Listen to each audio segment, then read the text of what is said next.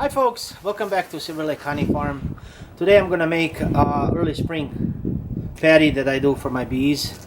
Last month I showed you how I make winter patty, and you can check out that. One of the worst things that can happen to us as beekeepers is for our bees to die. In the spring when we open our beehives, if we see bees stuck inside the cell with their butts sticking out, it means probably that they starve to death.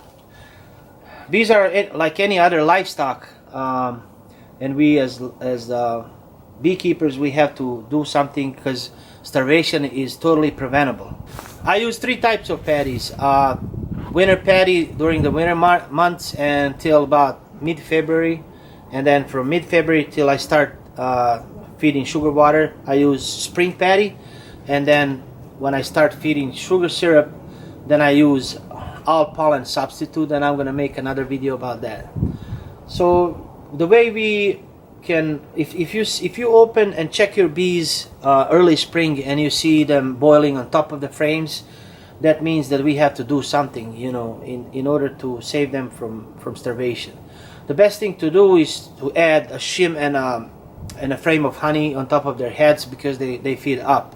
But if we don't have honey, then honey frames, then we have to add patties. In order to make sure that there's no cornstarch and I don't use confectioner's sugar, I grind my own this grinder, and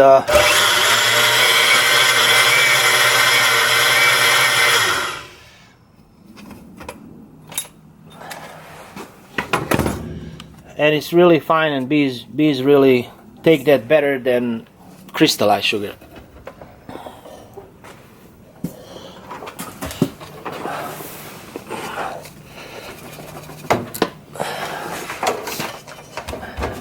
So for this batch I'm gonna do 20 pounds of sugar, and I also use real pollen that I say throughout the year.